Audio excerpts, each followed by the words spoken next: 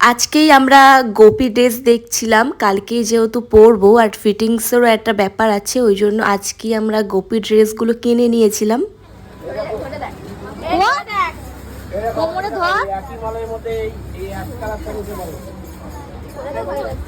ওরা কোমরে ধরে দেখ, ভাল লাগে।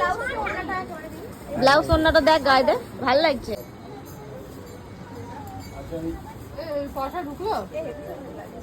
ভাল লাগছে, সেটাই বলছি।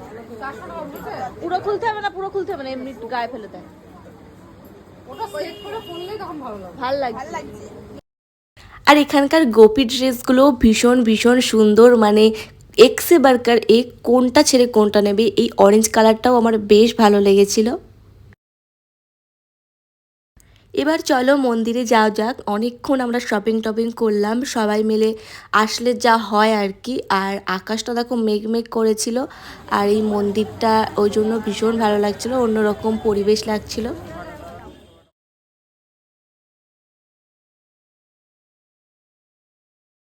মায়াপুরে আসলে তো তোমরা এই জায়গাটা তো সবাই চেনোই। এখানে তো সবসময় হরিনাম হয়, সবাই মিলে এখানে অনেকগুলো ফটো তুলেছি, ভিডিও করেছি। গেটের মুখ থেকেই আমরা তিলক কেটে নিয়েছি। তিলক কেটে নিয়েছি বললে ভুল হবে, ওরা জোর করে এসে একদম তিলক কেটে দিচ্ছে, মানে বলতে লাগছে না আর।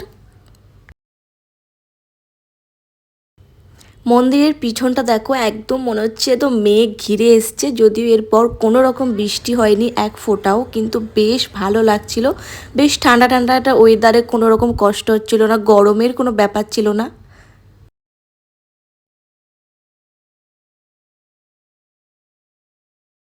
এরপর আমরা চলে এসেছি গীতা ভবনে ডিনার করতে। এখানকার প্রসাদ তো তোমরা সবাই জানো, ভীষণ ভীষণ ভীষণই সুস্বাদু। এখানে সবাই মিলে লাইন দিয়ে বসেছিলাম, আর অনেক দিন পর শাল পাতাতে আমি খাচ্ছি। মানে আমাদের এখানে তো প্লাস্টিকের পাতা বা কাগজের পাতাই দেওয়া হয়। আজকের মেনুতে সাদা ভাত আর পাঁপড়ের একটা তরকারি ছিল, তার ভেতরে আরও অনেক কিছু সবজি ছিল, আর ডাল ছিল, একটা রুটি ছিল, ঘুগনি ছিল, আর লাস্টে মিষ্টি। খাওয়া শুরু করে দেয় তো, আবার কি আছে পরে দেখা যাবে।